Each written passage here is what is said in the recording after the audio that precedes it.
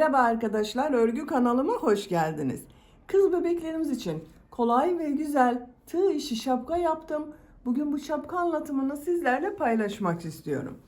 Bebeğin başında görün istedim arkadaşlar. Bakın bu bebek baş ölçüsü 3 aylık bebek baş ölçüsünde.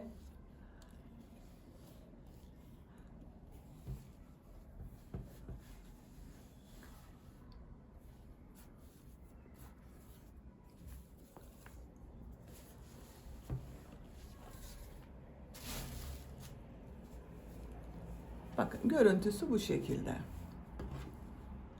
Şapka örgüsüne buradan sihirli halka içine trabzan yaparak başlıyoruz. Ben bugün bu şapkayı 3-6 ay arası bebek baş ölçüsüne göre yaptım. Siz aynı şapkayı yeni doğan bebek için yapabilirsiniz. 1-2-3 yaş her yaş çocuklarınıza yapabilirsiniz. Siz bu şapkayı yeni doğan bebek için yapmak istiyorsanız burada yaptığım arttırma sırasını bir sıra önce bitirirseniz yeni doğan bebek için olur. Bu arttırma sırasını bir sıra fazla yaparsanız 6-12 ay arası bebekleriniz için olur. Bu arttırma sırasını 2 sıra fazla yaparsanız 1-2 yaş arası çocuklarınız için olur. Ben bugün 3-6 ay arası bebek başörtüsüne göre anlatıyorum. Bakın bu bölümde kırmızı çiçekler yaptım. Çok güzel oldu. Kırmızı gonca güller yaptım. Şapka örgüsünde iplik olarak kırmızı ve beyaz renkli iplikler kullandım. Siz bu şapka örgüsünde her marka ve her renk iplikleri kullanabilirsiniz. Her renk iplik ile çok güzel oluyor. Tığ olarak 5 numara 3 milimetre tığ kullandım. Elim çok sıkı değil. Yaptığım örgüler yumuşak oluyor. Sizin eliniz sıkıysa 3,5-4 milimetre tığ kullanırsanız daha güzel olur. Ölçülerini videonun sonunda ölçüyorum. Oraya bakabilirsiniz. İplik tığı hazırlayalım. Hep birlikte bu kolay ve güzel şapka örgüsüne başlayalım. Örgü kanalıma abone değilseniz abone olmayı unutmayın lütfen.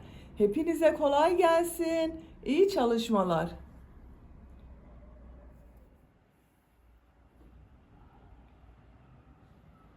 Sihirli halka yaparak başlıyoruz.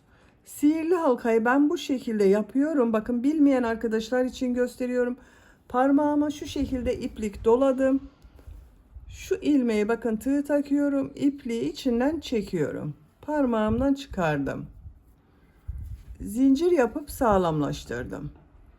Sihirli halkayı yaptık. Bu sihirli halka içine 12 trabzan yapacağız.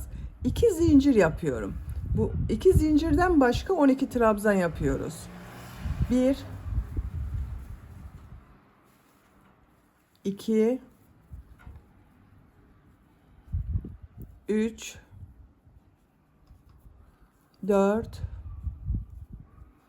5 6 7 8 9 10 11 12 trabzan yaptım. İplik ucunu çekiyorum. Bakın şu şekilde çektim. Burada hiç boşluk kalmadı. İlk yaptığım şu ilmek ile ilmek kaydırma yaparak birleştiriyorum. İplik ucunu üste alıyorum. Arada kalacak arkadaşlar. Bakın sihirli halka içine 12 trabzan yaptım. Bu sırada her ilmek üzerine 2 trabzan yapacağız. Arttırma sırası yapıyoruz. İkinci sıradayım. 2 zincir yapıyorum. Aynı ilmek içine 2 trabzan yapıyorum. İkinci ilmeğe 2 trabzan yapıyorum. Bakın her ilmek üzerine 2 trabzan yapıyorum.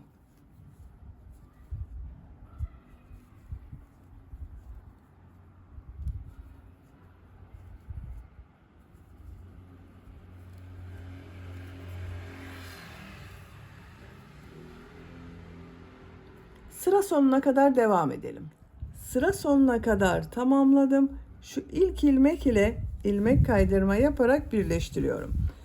12 trabzan yaptım ilk sırada arkadaşlar. Bu sırada her ilmek üzerine 2 trabzan yaptım. Bir sıra üzerinde 24 trabzan var. 2 zincir yapıyorum. 3. sıradayım. Bu sırada bir çift bir tek, bir çift bir tek trabzan yapacağız. İlk ilmek üzerine 2 trabzan yapıyorum. Bakın aynı ilmeğe 2 trabzan yaptım. 1 trabzan yapıyorum. 2 trabzan yapıyorum.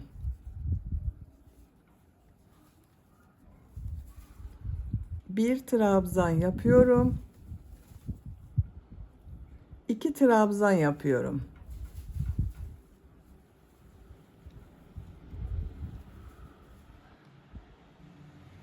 Sıra sonuna kadar devam edelim. Sıra sonuna kadar tamamladım. Son ilmeğe 1 trabzan yaptım. Sıra başında bakın aynı ilmeğe 2 trabzan ile başladım. 1 trabzan ile bitirdim. İlk ilmek ile ilmek kaydırma yaparak birleştiriyorum. Bu bir sıra üzerinde 36 trabzan var. 4. sıradayım. 2 zincir yapıyorum. Bu sırada bir çift 2 tek, bir çift 2 tek trabzan yapacağız. İlk ilmek üzerine bakın çift trabzan yapıyorum. 2 trabzan yapıyorum. 1 2 2 ilmeğe trabzan yapıyorum. 1 2 2 trabzan yaptım. Bu ilmeğe 2 trabzan yapıyorum. Bir çift 2 tek yapıyoruz bakın. 2 trabzan yapıyorum. Aynı ilmeğe 2 trabzan yapıyorum. Sıra sonuna kadar devam edelim. Sıra sonuna kadar tamamladım. Sıra sonunda 2 trabzan yaptım. İlmek kaydırma yaparak sırayı birleştiriyorum. Bu bir sıra üzerinde 48 trabzan var. 5. sıradayım. 2 zincir yapıyorum. Bu sırada bir çift 3 tek, bir çift 3 tek trabzan yapıyorum. İlk ilmeğe 2 trabzan yapıyorum. 3 trabzan yapıyorum.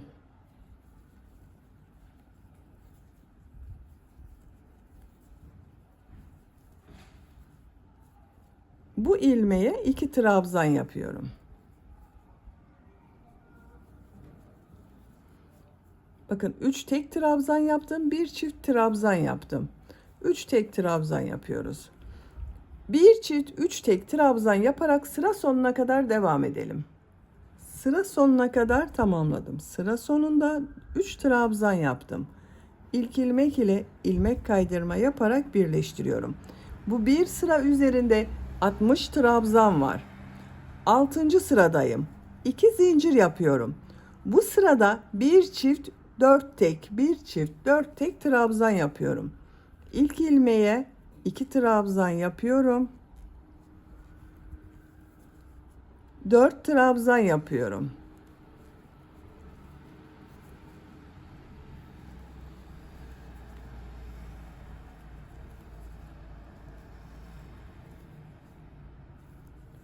Bu ilmeğe 2 trabzan yapıyorum.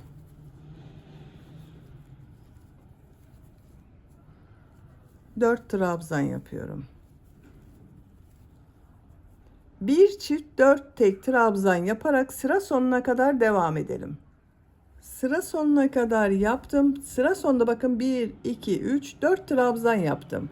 İlk ilmek ile ilmek kaydırma yaparak birleştiriyorum. Bu bir sıra üzerinde 72 trabzan var arkadaşlar. Siz bu şapkayı yeni doğan bebek için yapıyorsanız arttırma sırasını burada bitirebilirsiniz. Ben arttırma sırası yapmaya devam ediyorum. 7. sıradayım. 2 zincir yapıyorum. Bu sırada bir çift 5 tek, bir çift 5 tek trabzan yapıyorum. Aynı ilmeğe 2 trabzan yapıyorum. 5 trabzan yapıyorum.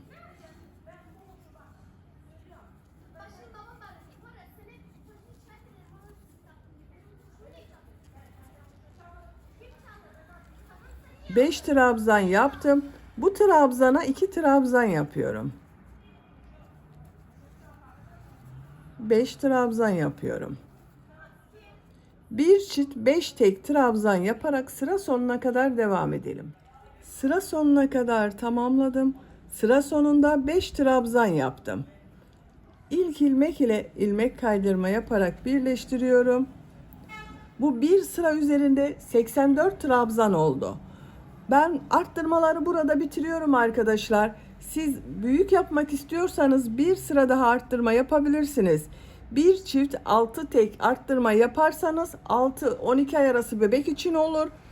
Bir çift 7 arttırma yaparsanız, 2 sıra arttırma yaparsanız 1 yaş çocuk için olur. Ben arttırmayı burada bırakıyorum. Düz trabzan sırası olarak devam ediyorum. 2 zincir yapıyorum. Her ilmek üzerine trabzan yapıyorum. Artık arttırma yapmıyorum. Sıra sonuna kadar devam edelim. Sıra sonuna kadar tamamladım. İlmek kaydırma yaparak sırayı birleştirdim. Bir sıra bakın trabzan sırası yaptım. Bu bir sıra üzerinde 84 trabzan var. Burada iplik rengi değiştiriyorum arkadaşlar. Beyaz renkli iplik ile devam ediyorum. Bakın şu şekilde ilmek rengini beyaz renkli yapıyorum.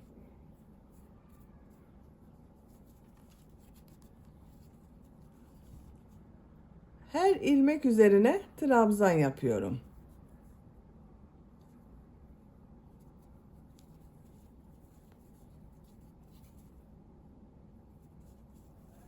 Yine trabzan sırası yapıyoruz. İpliği bakın burada kesiyorum ben kırmızı ipliği arkadaşlar. Burada boyuna gelecek olan yerde boşluk bırakacağız. Bakın şuraya kadar trabzan yaparak devam edelim. Buraya kadar bakın trabzan yaptım. 2, 4, 6, 8, 10, 12, 14, 16, 18 ilmek boş bıraktım arkadaşlar. Bu beyaz renkli iplik ile bakın bir sıra üzerinde 66 trabzan yaptım. Buradan geriye dönüş yapıyorum. Bir zincir yapıyorum, örgüyü çeviriyorum. Her ilmek üzerine trabzan yapıyorum.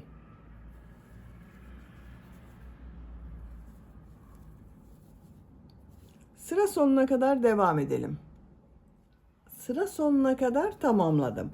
Bir zincir yapıyorum, örgüyü çeviriyorum. Bu bir sıra üzerinde yine 66 trabzan var. Her ilmeğe trabzan yapıyorum. Bakın şu ilk ilmeğe trabzan yapıyorum. Diğer ilmeklere trabzan yaparak devam ediyorum. Şapkanın örgüsü bu şekilde devam edecek arkadaşlar. Bakın görüntüsü bu şekilde. Trabzan sırasını tekrarlayarak şapka örgüsüne devam edelim. Beyaz renkli iplik ile 8 trabzan sırası yaptım. 1, 2, 3, 4, 5, 6, 7, 8. Santimetre olarak ölçüyorum.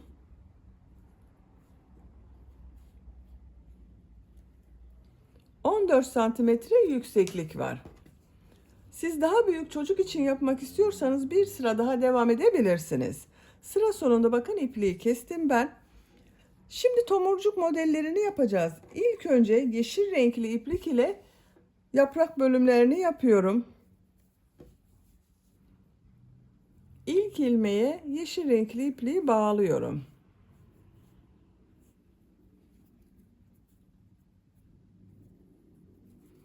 İlmek yapıyorum. İlk ilmeğe trabzan yapıyorum.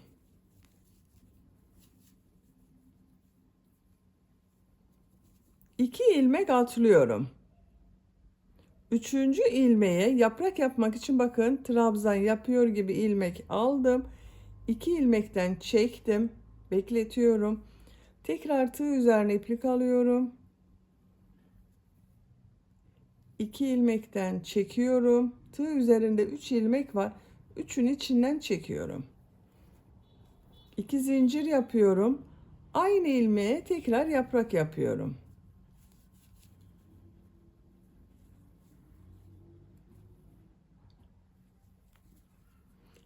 Bir zincir yapıyorum. 2 ilmek atlıyorum. Diğer ilmeğe yine yaprak yapıyorum.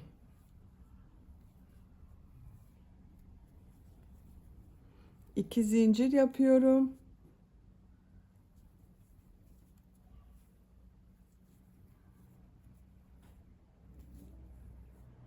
Bir Bir zincir yapıyorum. 2 ilmek atlıyorum.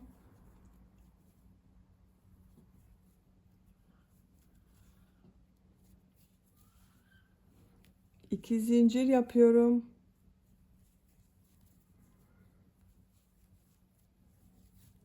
Bakın. Bunlar model için yapraklar oluyor arkadaşlar. Bir sonraki sırada bu iki zincir üzerine tomurcuk modeller yapacağız. Sıra sonuna kadar devam edelim. Sıra sonuna kadar tamamladım. Tığ üzerine iplik alıyorum. Bakın 2 ilmek atlıyorum. Son ilmeğe trabzan yapıyorum. Yeşil renkli ipliği kesiyorum.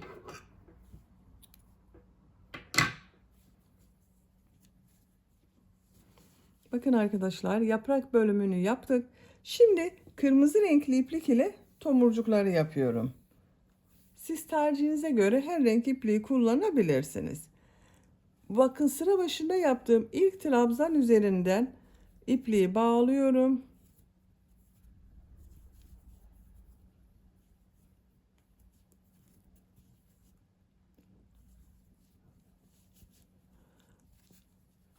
İlk ilmeğe trabzan yapıyorum.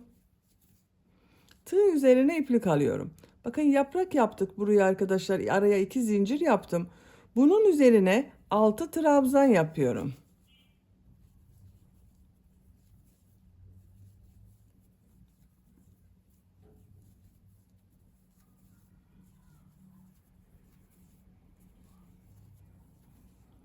Altı trabzan yaptım. Tığ çıkarıyorum. İlk ilmeğe bakın tığı takıyorum. İpliği içinden çekiyorum. 3 zincir yapıyorum. Tığ üzerine iplik alıyorum. Diğer modele de 6 trabzan yapıyorum.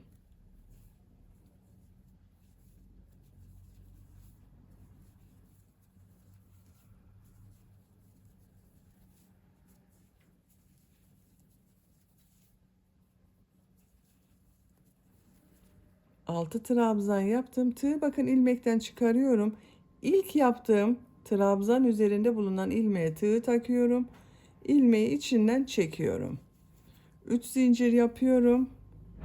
6 trabzan yapıyorum.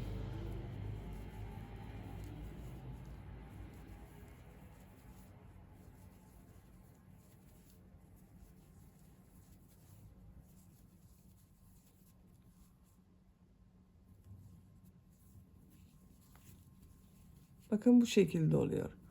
Sıra sonuna kadar devam edelim. Sıra sonuna kadar modelleri tamamladım. Son ilmek üzerine trabzan yapıyorum. İpliği kesiyorum. Bakın gül tomurcukları yaptım. Çok güzel oldu. Bu şapka ucuna fırfır bölümü yapacağız. Fırfır bölümünü yapmadan önce bir sıra sık iğne sırası yapıyorum. Bakın düz taraftan devam ediyorum.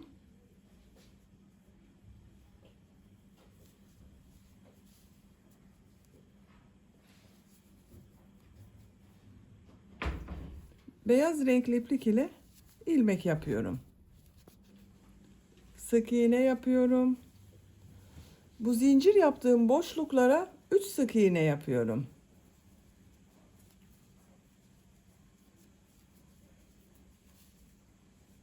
Üç sık iğne yapıyorum.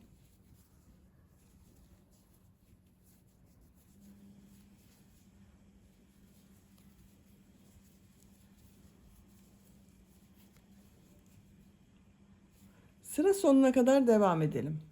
Sıra sonuna kadar sık iğne yaparak tamamladım. Şimdi boyun çevresinde de sık iğne yaparak devam ediyorum.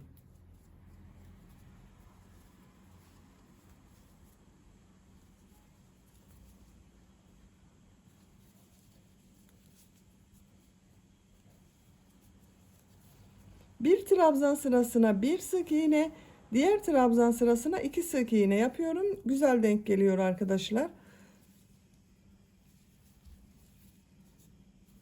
Sıra sonuna kadar devam edelim. Sıra sonuna kadar sık iğne yaparak tamamladım. Bakın boyun çevresinde bir sıra sık iğne yaptım. Şimdi bu model yaptığımız bakın sık iğneler üzerine fırfır bölümü yapacağız. İlk ilmeğe sık iğne yapıyorum. İkinci ilmeğe bir trabzan yapıyorum. İkili trabzan yaptım bakın.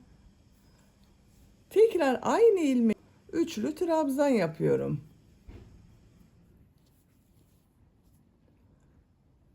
Tığ üzerine 2 defa iplik doluyorum. Bu ilmeğe 3 üçlü trabzan yapıyorum. Bakın 2 defa iplik doluyorum, 3 defa da çıkarıyorum. 1 2 3.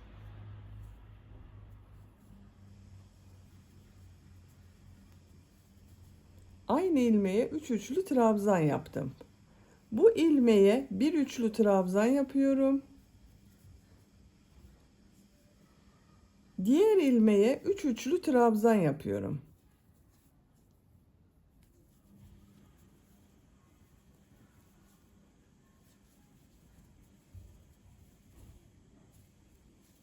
Bir üçlü trabzan yapıyorum. 3 üçlü trabzan yapıyorum.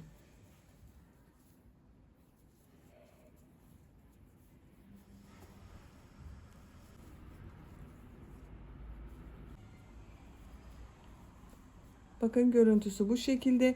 Bir ilmeğe üçlü trabzan yapıyorum. Diğer ilmeğe 3 üçlü trabzan yapıyorum. Bu şekilde sıra sonuna kadar devam edelim. Sıra sonunda 2 ilmek kalasıya kadar bakın üçlü trabzanlar yaptım.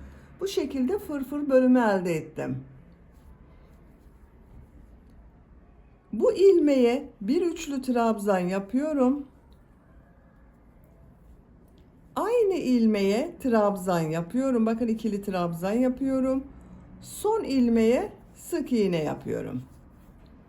Bakın sıra başında da aynı şekilde yaptım. Bir sık iğne, bir trabzan, bir üçlü trabzan yaptım. Sıra sonunda da aynı yaptım. Bakın buralarda bir yuvarlak görüntü elde ettim arkadaşlar. Boyun çevresinde sık iğne yaparak devam ediyorum. Her ilmeğe sık iğne yapıyorum.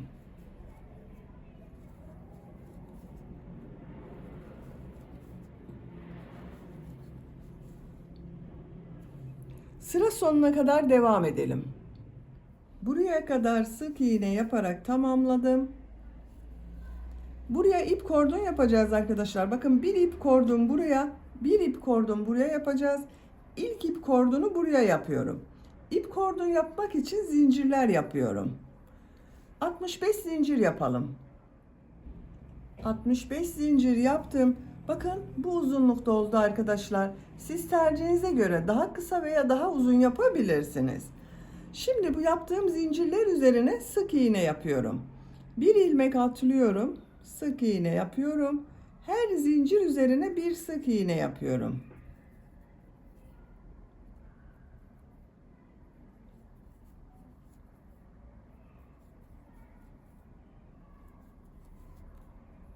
Bakın bu şekilde oluyor.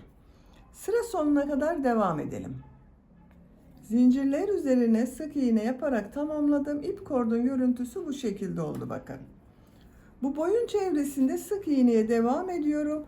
Her ilmeğe sık iğne yapıyorum.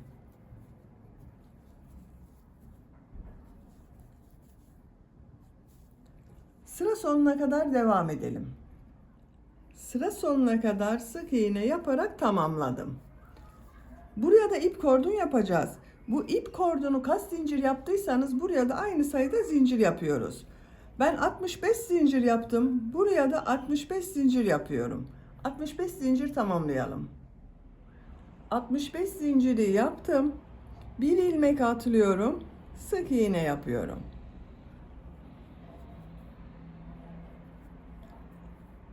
Sıra sonuna kadar devam edelim. Sıra sonuna kadar tamamladım. Bakın son ilmeği şu sık iğne sırası ile ilmek kaydırma yaparak birleştiriyorum. Birleştirme yaptığım yerin görüntüsü bu şekilde. İpliği kesiyorum.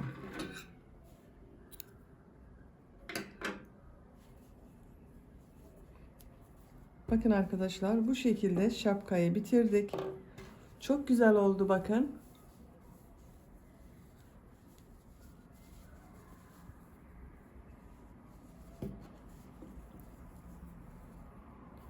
Şu şekilde bağlamalı kullanabiliriz artık. Bitmiş olarak ölçülerini söylüyorum.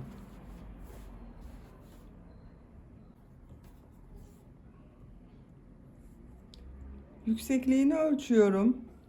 17 santimetre. Genişliğini ölçüyorum. 17 santimetre. Ben bugün 3 aylık bebek için yaptım. Bu büyüklükte oldu. Bakın çok güzel oldu. Beni dinlediğiniz ve izlediğiniz için hepinize çok teşekkür ederim. Örgü kanalıma abone değilseniz abone olmayı unutmayın lütfen.